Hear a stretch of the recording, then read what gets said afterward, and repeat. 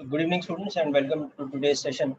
So we'll be continuing ahead with some more problems and type of applications based on concepts of friction that we've been discussing in the last 3 lectures, particularly in the last lecture where we saw um, the type of application of friction which occurs in the two body type of problem, and we will expand on that a little bit further. And now we are coming to that stage where we are discussing the more tricky type of questions. We'll also keep some time aside today for discussing some particular questions from HC Verma as well as your module. So if you have some doubts in those particular exercises, you can be prepared with that. I will give you some time to discuss those. Okay. So let's start with a very interesting example and an important related concept in friction. So we have a situation like this now, where on a rough horizontal surface we placed a block. And the surface has a given coefficient of friction and the block has a given mass, both of which are known to us.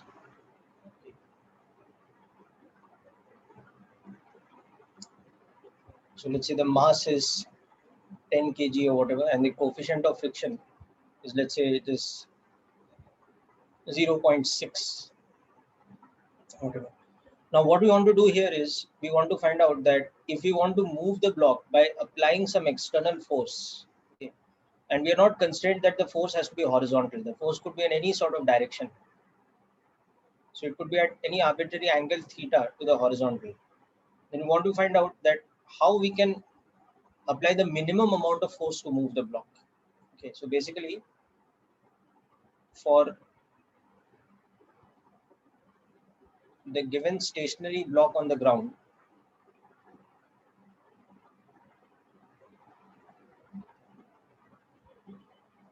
okay, we have to find the angle theta at which the force F should be applied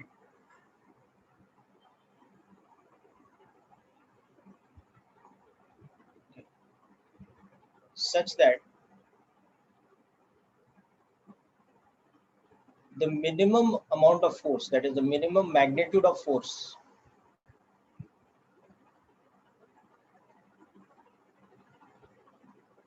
can be used to move the block. Okay. And secondly, we have to find the value of this minimum force. What is the value of the magnitude of this minimum force?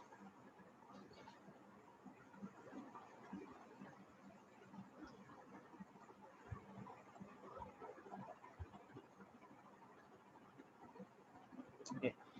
So realize that it's a little bit more complicated than a situation.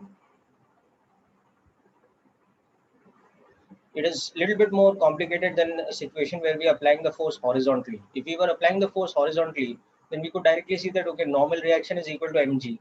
So the minimum force we need to move the block is the force needed to overcome the friction, which is mu mg. So it would be mu into mg, which in this case would be 60 newtons. But now we have the option of changing the angle at which we are applying the force.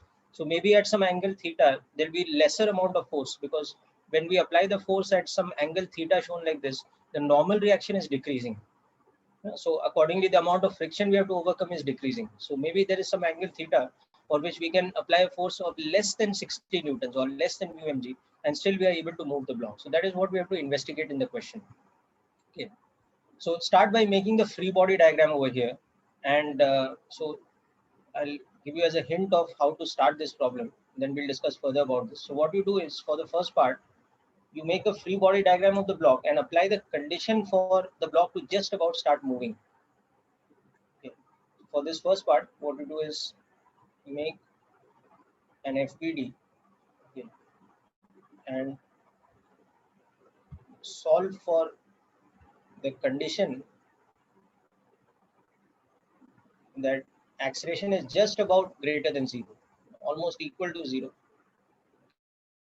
Okay, but starts moving. So this condition will give you F as a function of theta. Okay. So then we will use the maxima minima concept. So we will find the minima of this function. Okay, so that's how we will approach this problem. We will find the local minima of this function.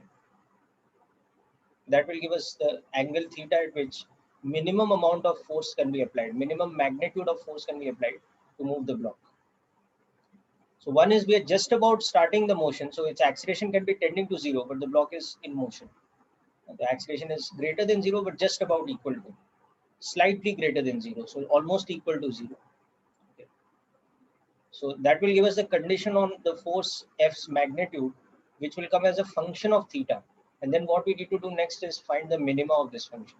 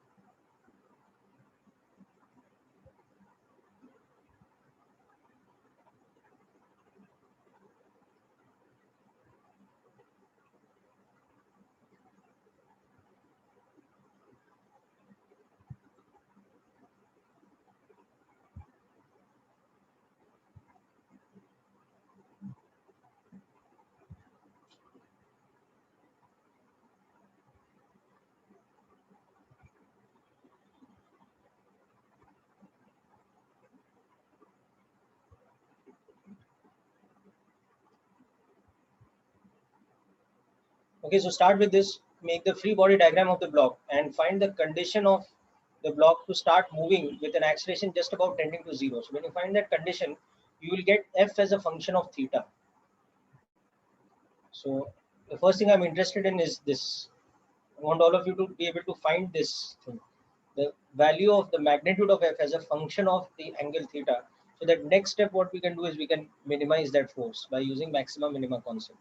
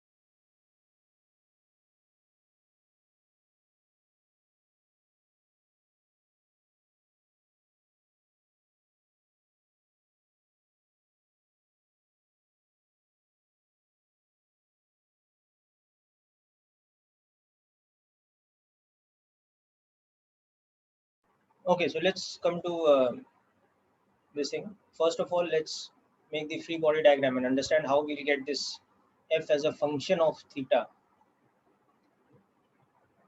So you can see that the total forces which are acting on the block, once you start pulling it with that external force like this, so the forces acting on the block will be this external force which we are applying, which is supposedly at this angle theta. Okay. And then of course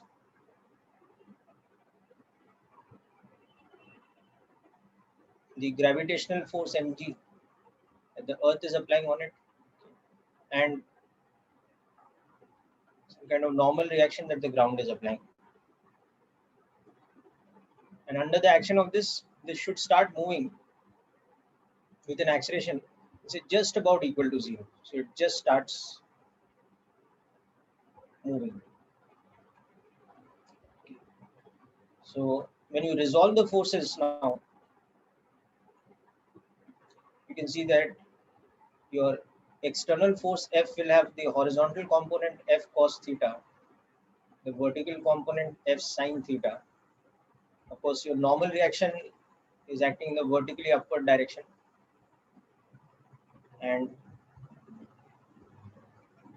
mg is acting vertically downwards. Okay. But the most important thing, okay, which, yeah, very good. Itanju, your answer is correct. Most important thing which we have not written in the diagram, we haven't shown yet, is that it's a rough surface, so there is kinetic friction. So because it started to move, the type of friction acting will be kinetic friction. So that will be mu n. So there is one more important force of kinetic friction. And all this is giving it an acceleration A, which is just about tending to 0. Right? So you can see the condition for the acceleration just about tending to 0 is that F cos theta will just about balance kinetic friction, and normal reaction plus F sin theta will balance mg. So these are our dynamical equations. Okay. And of course, we have the relation that kinetic friction is equal to mu n. Okay. So substitute the value of normal reaction from this, and this equation becomes F cos theta is equal to mu n, and n from here becomes mg minus F sin theta, because this tells you that n is equal to mg minus F sin theta. So we'll be substituting that over here. So this is what we get. So from this you can see that f as a function of theta comes out to be mu mg upon cos theta plus mu sin theta. This is the force as a function of theta, because on the right hand side theta is the only variable. Mu is known to us, m is known to us, g is known to us. Only thing is theta is the variable. So we are getting f as a function of theta. So now we have to minimize this. We have to find the minima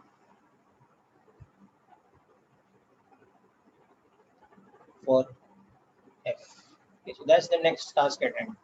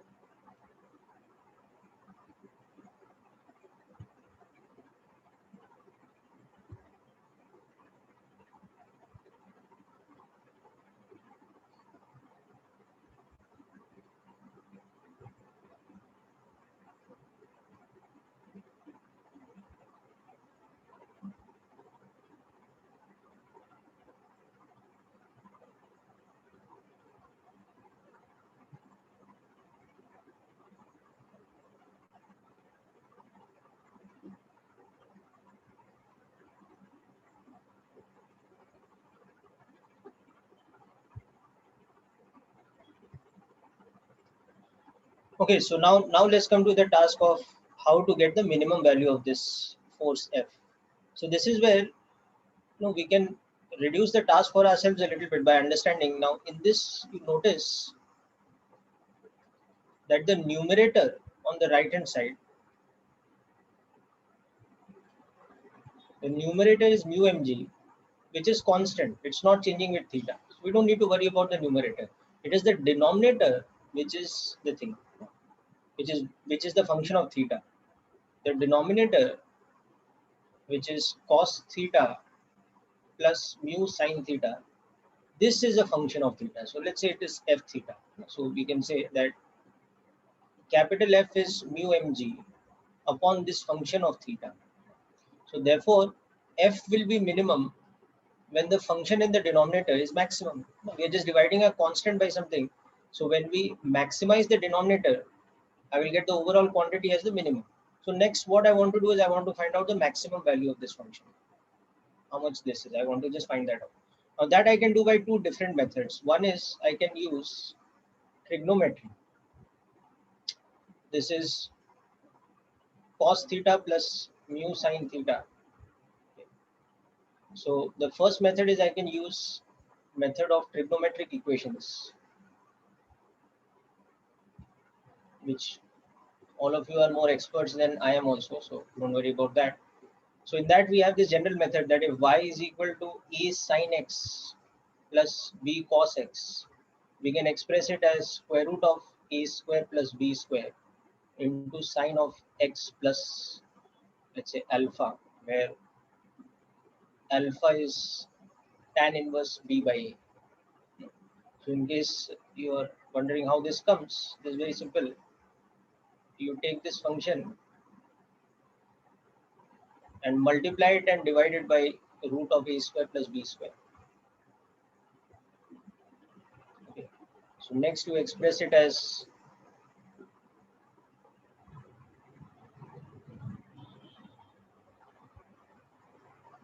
this thing. You take the 1 upon root a square plus b square inside this bracket.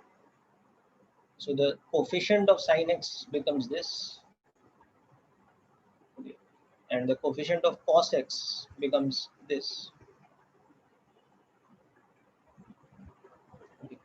Now what we can do is we can take this whole thing as cos of some angle alpha.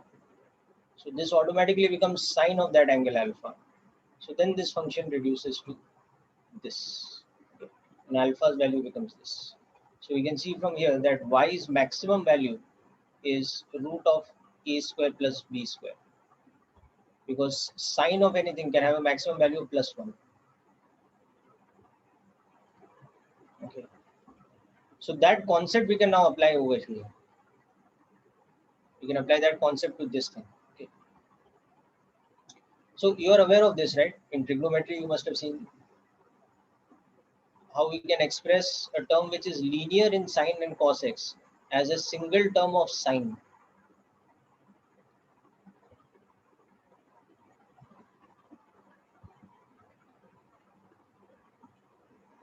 Yes, I'm pretty sure you must have seen this. So in this case, let's apply this over here.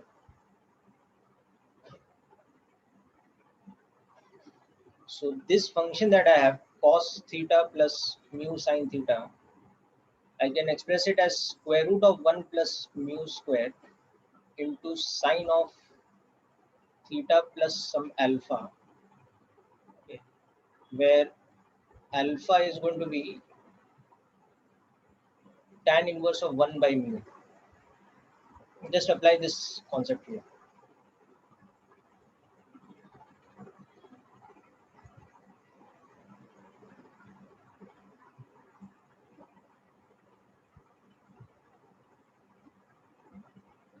Okay.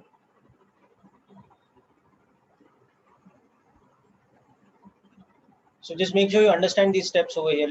Let me know if there are any doubts.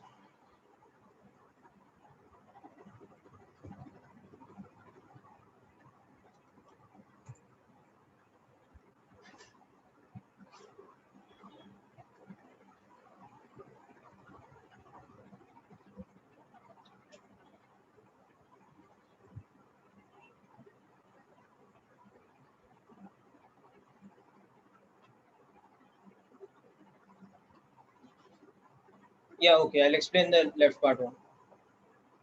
So this is actually not, this is a theorem in trigonometry. This is a trigonometry theorem that if we have an equation of this type, that y is equal to a sine x plus b cos x, we can reduce it by just taking this term and multiplying and dividing by root of a square plus b square. If a and b are constants and x is a variable here, so obviously a and b are constants, x is the variable. So next thing, we will express it like this.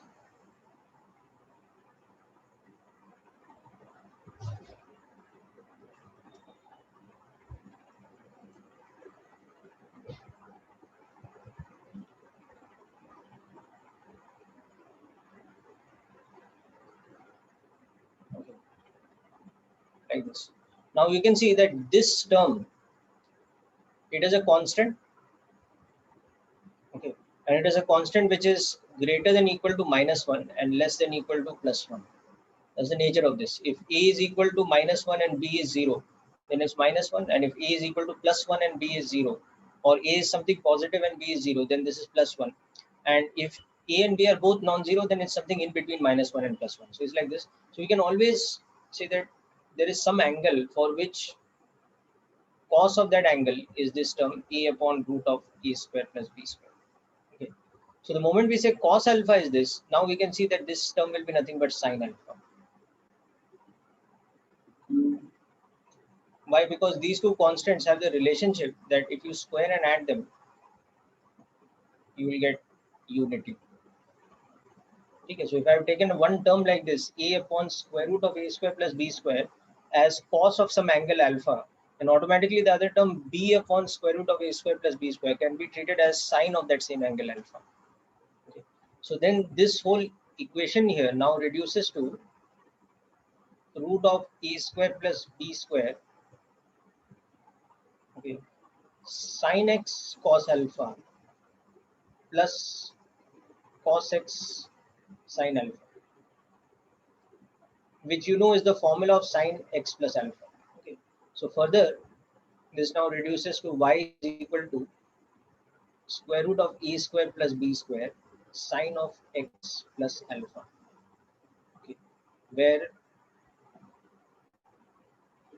alpha is equal to tan inverse, because you can see this is sine alpha, this is cos alpha. So from this you can see that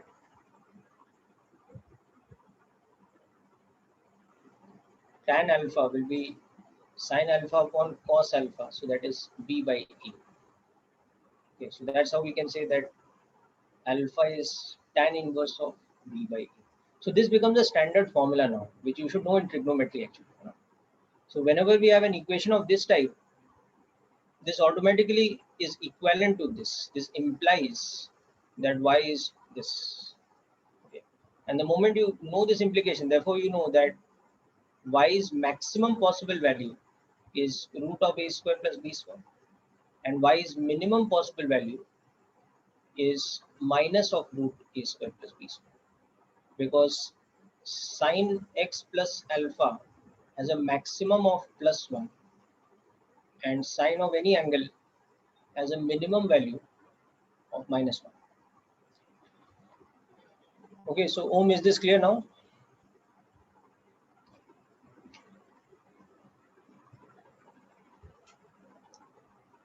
Okay, you have learned this in trigonometry before, beta? Something like this you have seen in trigonometric equations?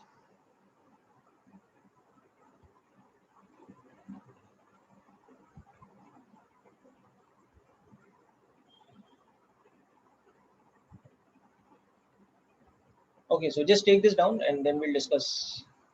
Yeah, so just take this down if you're not that familiar with it. Otherwise, it's fine. Okay. And then we'll come back to our problem where instead of a sine x plus b cos x, it is like, cos theta plus mu sine theta, that kind of thing. So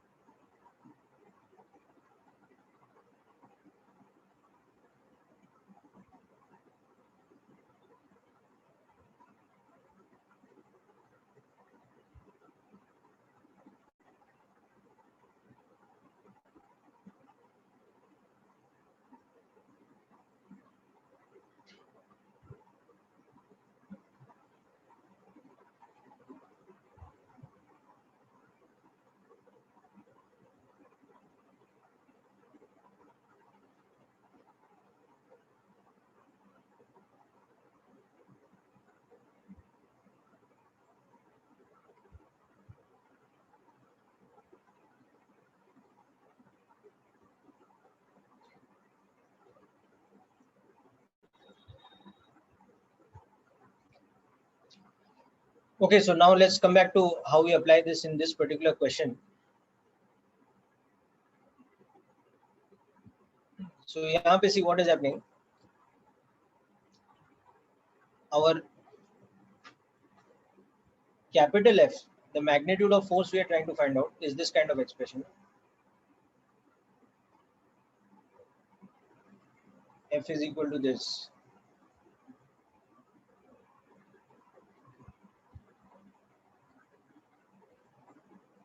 And we want to find the minimum value of F. So in that you can see the denominator is this function.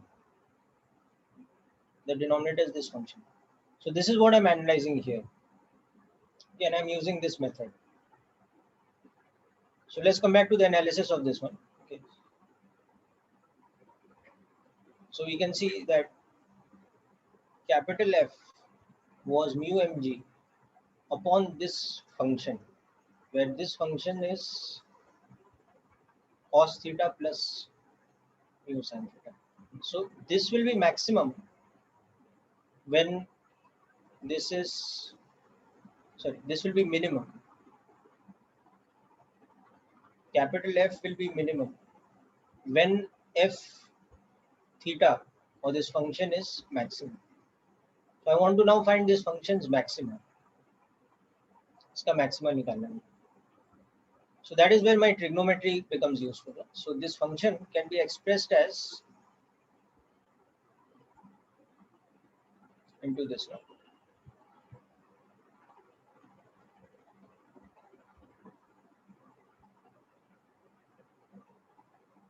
Okay, so now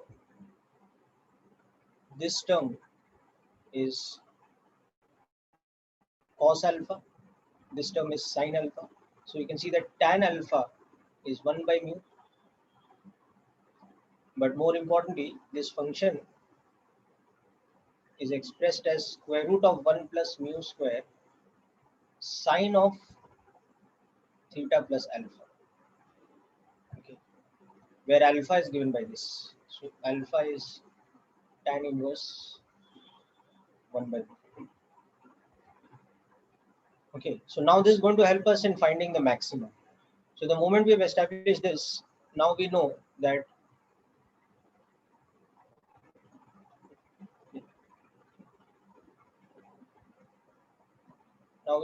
this function's maximum value is square root of 1 plus mu square.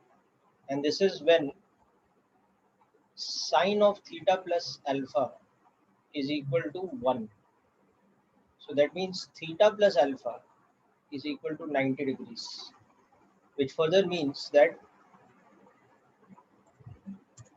theta is 90 minus alpha.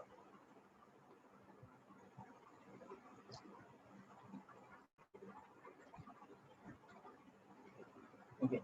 Now coming back to this, alpha was tan inverse 1 by mu, and I had given you mu as 0.6. So alpha is tan inverse. This will give us an odd value. Let's just do one thing. Let's take the value of mu instead of this. Let's take the value of mu as 0.75. Just change the value of mu. It will be easier to calculate. That's all. Instead of this, take the value of mu as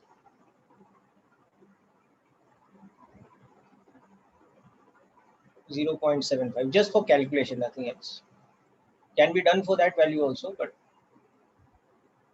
okay.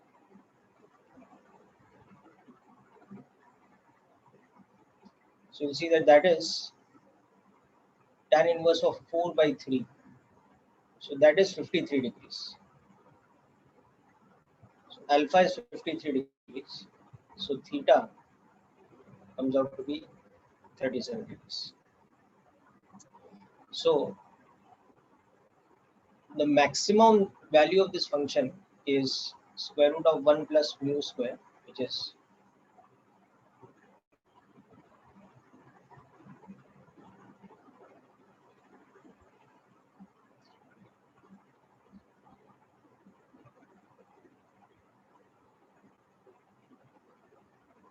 and that is for theta equal to 37 degrees.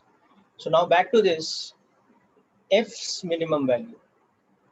will be equal to mu mg upon the denominator's maximum. So that is mu mg upon square root of 1 plus mu square. So that is 0.75 upon 1.25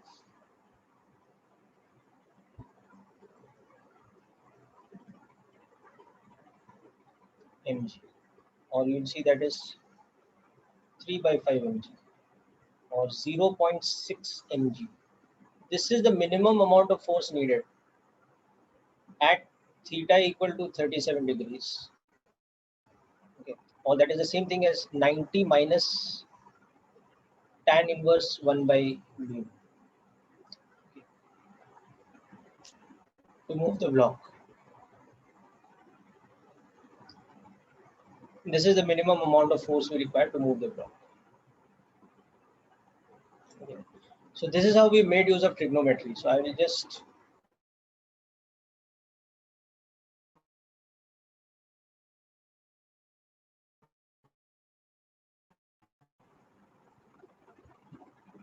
you note down and understand these steps carefully.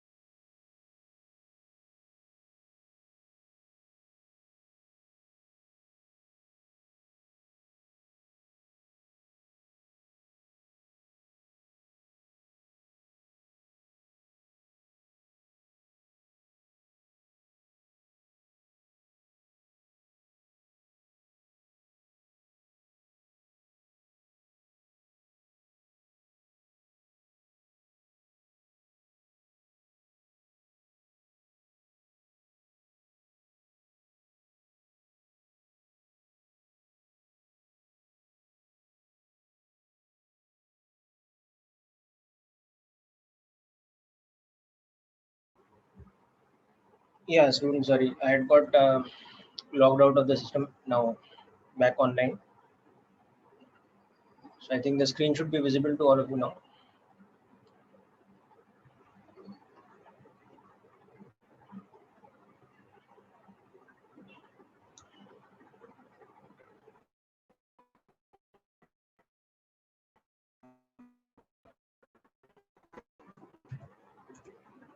Here to all of you. So 0.6 times mg is the minimum amount of force, and for that force we have to apply the force at an angle of 37 degrees. Okay.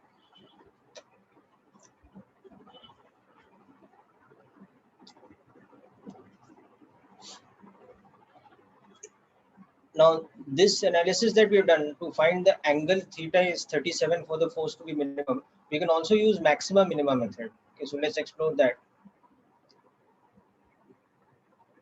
So alternately we can use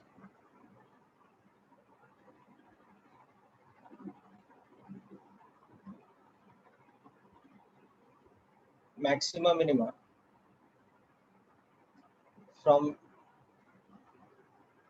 differentiation, that type of application. Okay. So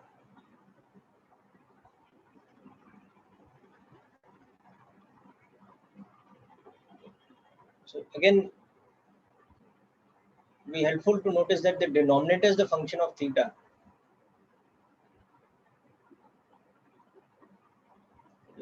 Now we want the maxima of this function. So for the maxima, first differentiate it.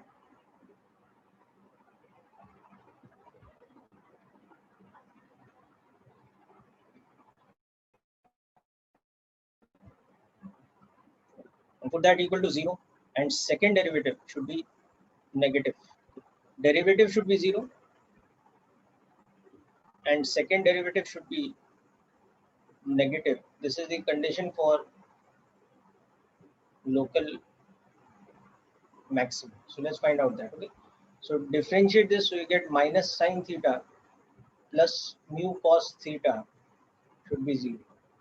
So that gives you that tan theta should be equal to mu, or tan theta in this case should be 0.75.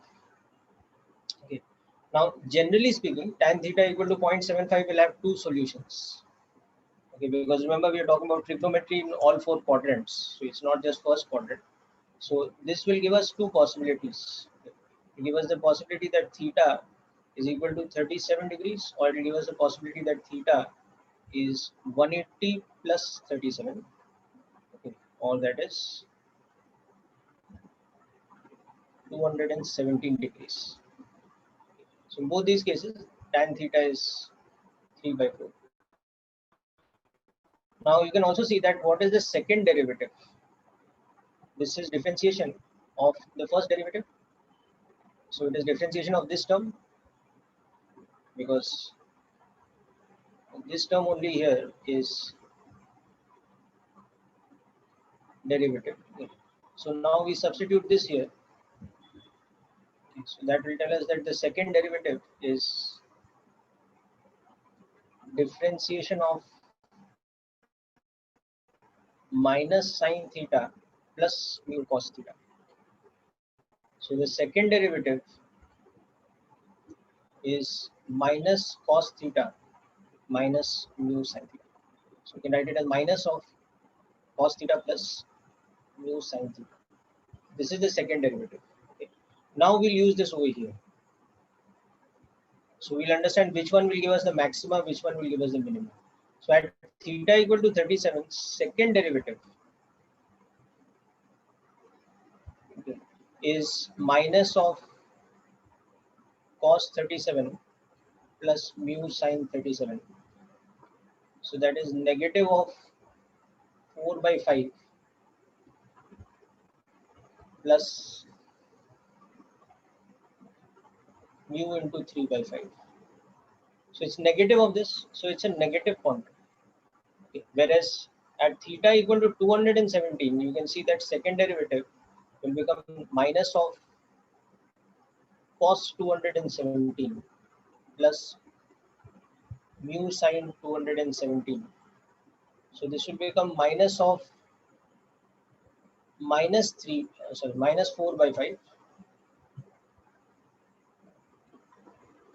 plus mu into minus of 3 by 5. So it will become positive in the end because there's a minus sign outside.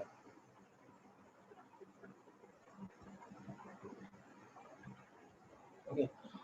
So for this value, it becomes positive. So that means at 217 we have a local minima, whereas at 37 we have a local maximum. So this is positive. Okay. So that tells us that the function has local maxima at theta equal to 37, whereas this tells us the function has local minima at theta equal to 270. So what we are looking for is ultimately maximum. So this is what we are looking for. So now from this we can see that f's minimum value will be equal to mu mg upon this one's maximum value. So this one's maximum value will become this. Okay. So it will be cos 37 plus mu sine 37. So that is 4 by 5 plus 3 mu by 5. And now you substitute the value of mu as 3 by 4. So when you do all that and you substitute here, you'll get this minimum force as 3 by 4 mg upon 4 by 5 plus this will be mu into this. So this will become 9 by 25. So when you do the final calculation, you will see that this will come out to be this thing 0.6 mg, which we had calculated earlier.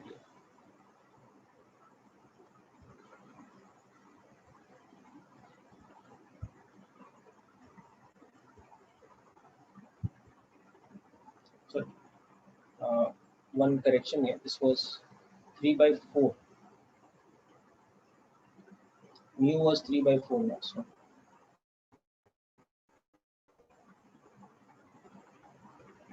this is fine. This will be sorry. This will be 9 by 20. Okay, so when you complete this calculation, you'll be able to show that this is the case. So this is from the maxima minima method.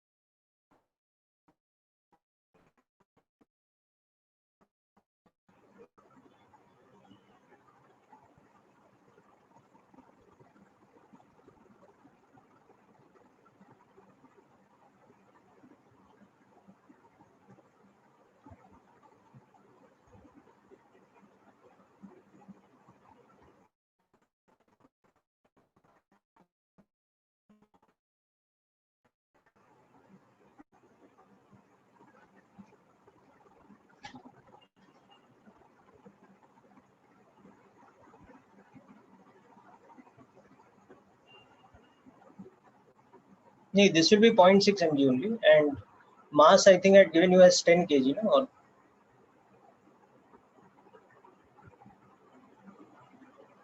yeah. See how it will come. That is 3 by 4 divided by 4 by 5 plus 9 by 20. No? So that will become 16 plus 9 by 20.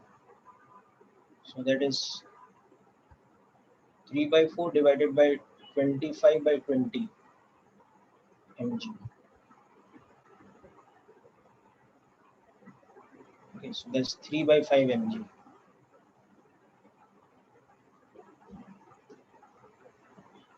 Okay, okay. Anyway, so the calculation is a bit lengthy in this type of question, but hope you understood the application of maximum minima. Okay.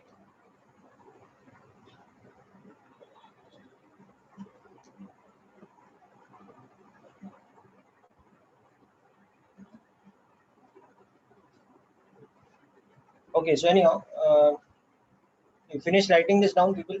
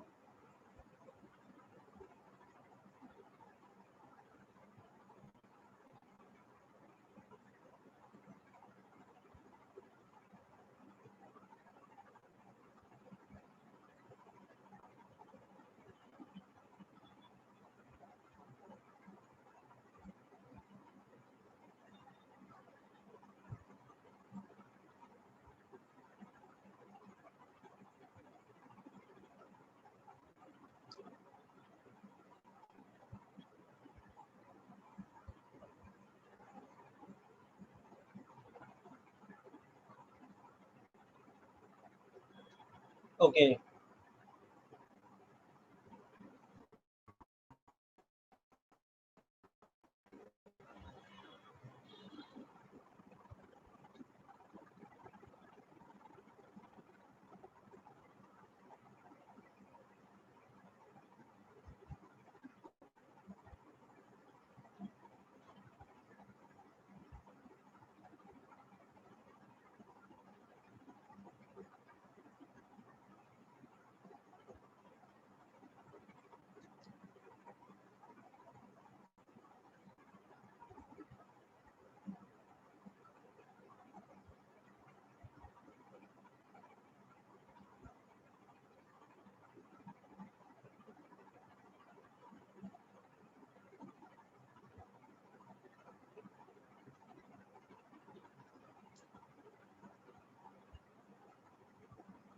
All right. So now let's move on to another question.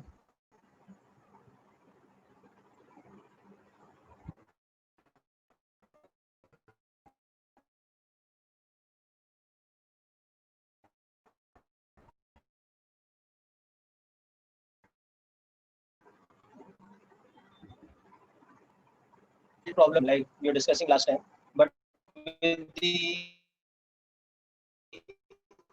added situation.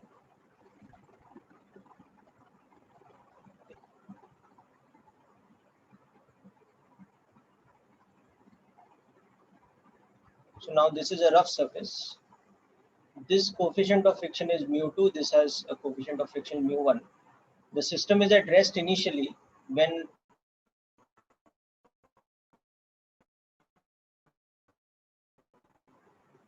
we try to like this.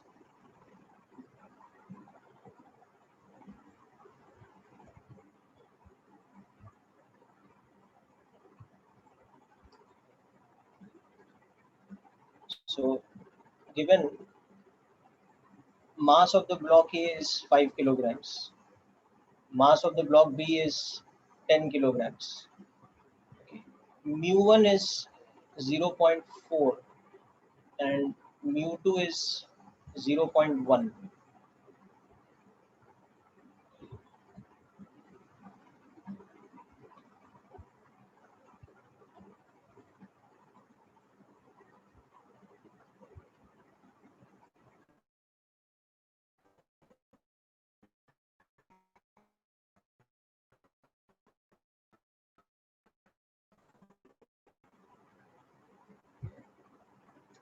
Okay, so these are the coefficients, and of course g is 10 meters per second square.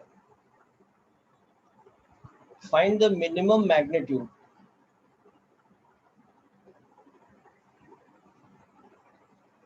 of horizontal force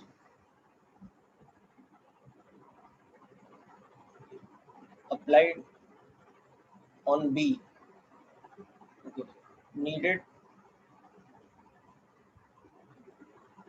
to move block B. Okay. And then find the maximum magnitude of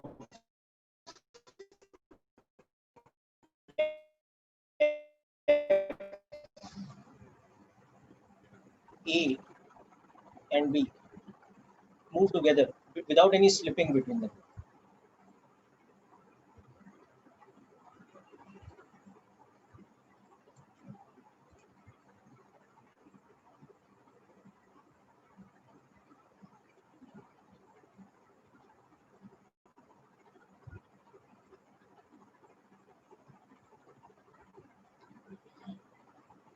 Okay, so just make the individual free body diagrams of A and B first and figure out the directions of friction and everything. And from that, we will understand the first and second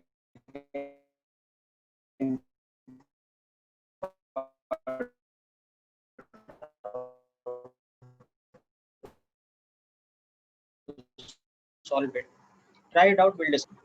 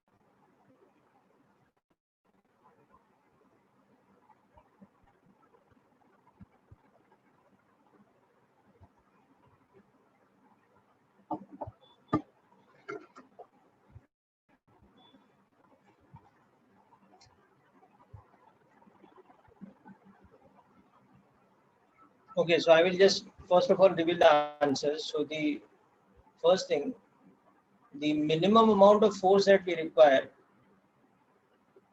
to cause motion is the force we need to overcome the friction at the floor. So the friction at the floor will be mu2 into the sum of the weights.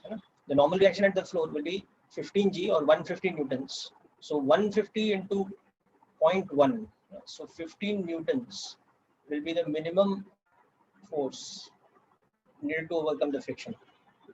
Okay. Whereas when you calculate this, you will see that the maximum force such that there is no slipping for A and B to move together without slipping, that thing will come out to be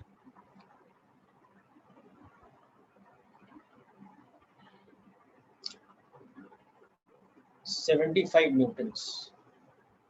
We'll see that if we apply a force of more than 75 newtons, then B will start slipping with respect to A. Okay. So now let's go about understanding how these values come.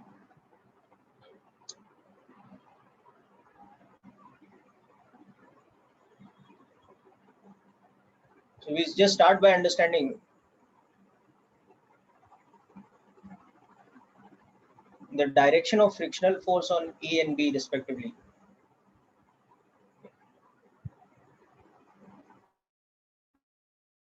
Which will of course come from understanding also. So the moment we apply this force F, okay, there will be a frictional force will start acting at the floor, which is, let's say, F2. Okay. Now to understand the value of F2, you have to also look at the vertical forces.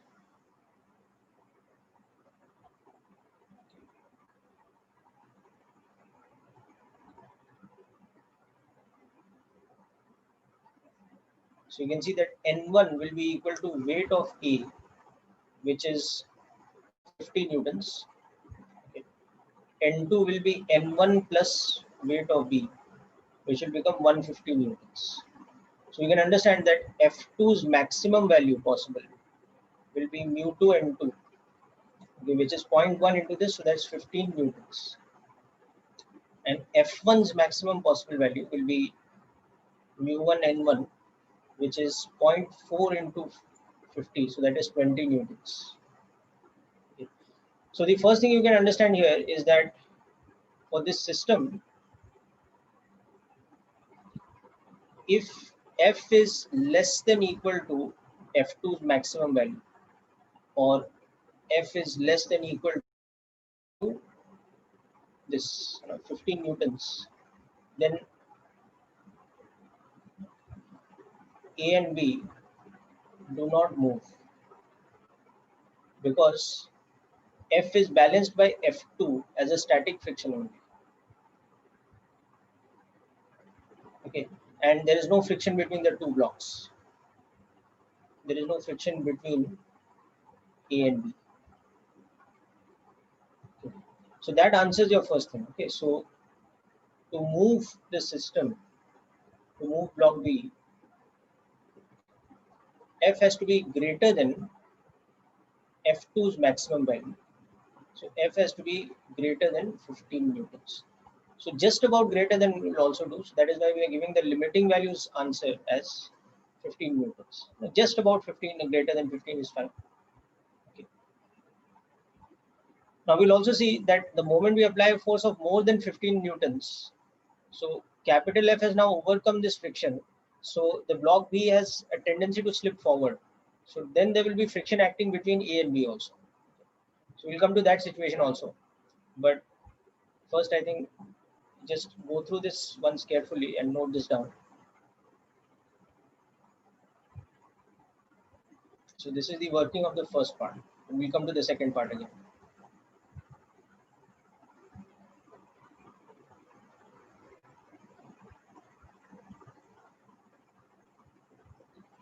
So Ruksha, your first answer is correct, but the second one you have to understand more carefully now. And Kunj, I think you have mixed up the questions for some reason. Your second part's answer, is that for the first part actually?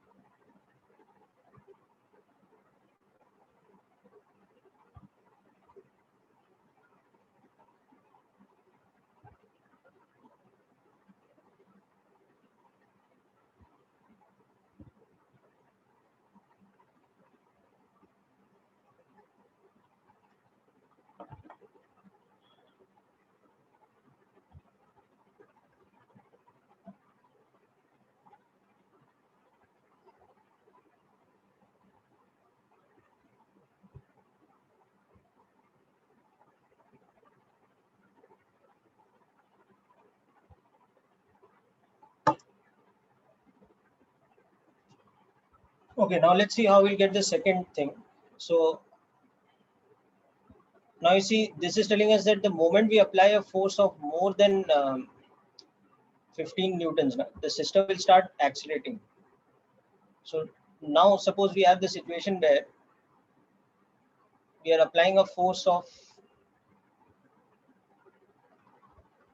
more than that maximum friction, that is F is greater than 15 newtons. So now what happens is that this starts accelerating, and therefore this also starts accelerating, because the moment you have overcome the friction on the ground, that means B starts slipping, and the moment B starts slipping, it's also slipping with respect to A. So A applies a friction like this on B, and action reaction principle, B applies an equal and opposite friction on A. Okay. So you can see that A has to move and B is already in motion. Okay. So this kind of friction comes about, where this F1's maximum value we had seen earlier was mu1 n1, which was 0.4 into 5, so it was 20 newtons. So it's in this. So now you can see that for this value, for the block A, we have the equation F1 is equal to mass of A into acceleration of A.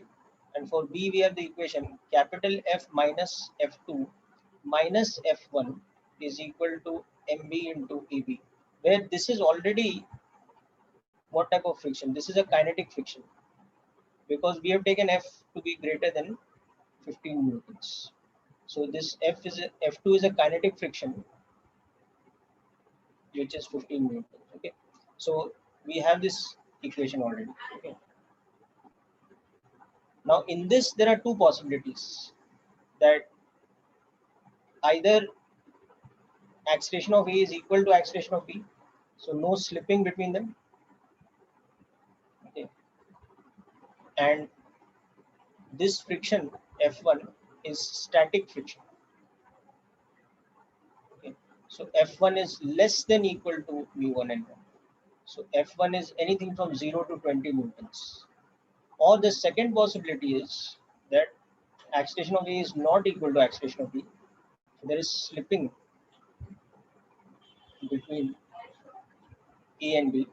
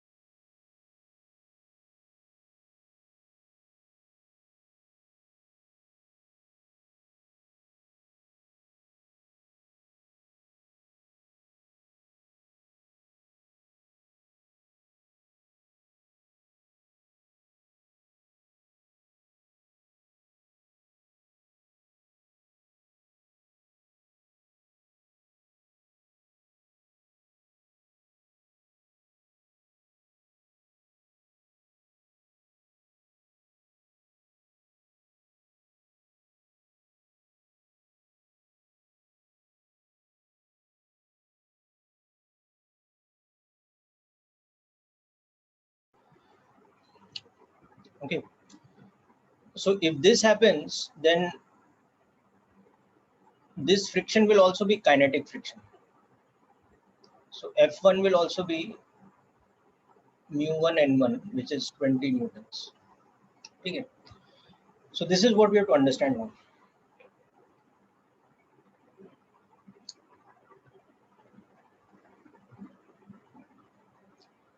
Okay. So coming back to equation 1, from equation 1 you can see that the acceleration of the block A is friction upon MA. So therefore maximum possible acceleration of A is equal to F1's maximum possible value divided by mass of E.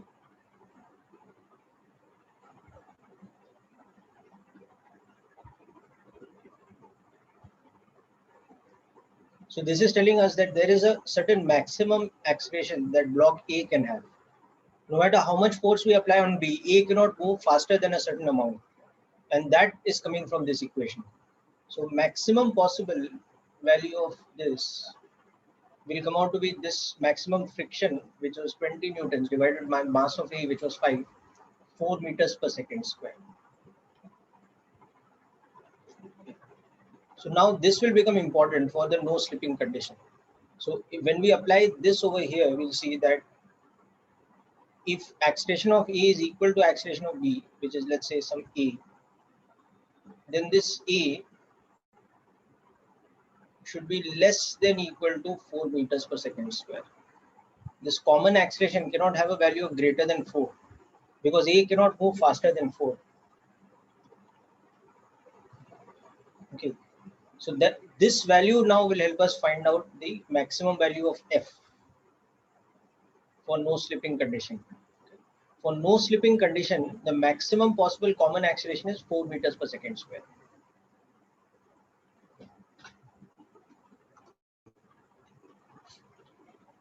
So now try to use this value and see why I was getting that force as 75 newtons.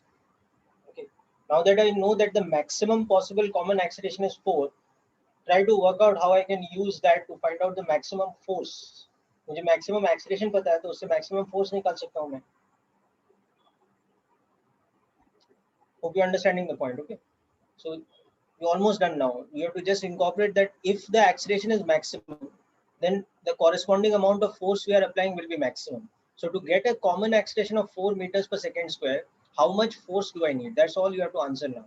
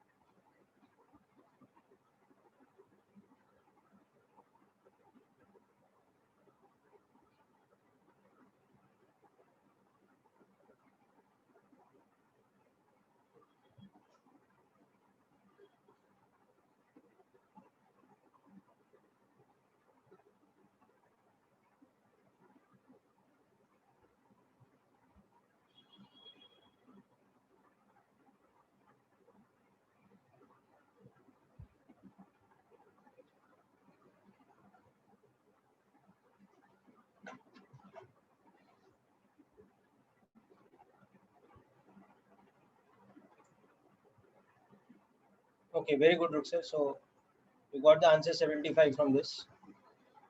Okay, so it's let me demonstrate the final part.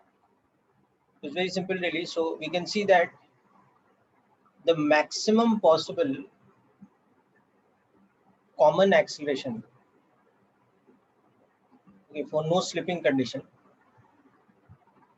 is this 4 meters per second square. Okay, so that means when this is happening, A plus B, we can combine it as one single block and is having this common acceleration. So on that combined block, we have to consider only this friction, which is kinetic friction. So we already know it's 15 newtons. So we have the equation that F minus mu2 N2 is equal to combined mass into A when acceleration of A is equal to acceleration of B. That this is what happens. Okay. So now we apply this. So anyway, this is F minus 15 newtons is the combined mass, which was also 15 kg into E. This is the equation we have. Now from this we have to find out maximum possible force. So maximum possible force corresponds to maximum possible acceleration. So F max will be 15 plus 15 E max. Okay, and that is where this now comes in. Now we substitute this value here. So it becomes a very simple application. You can see it becomes 75 newtons.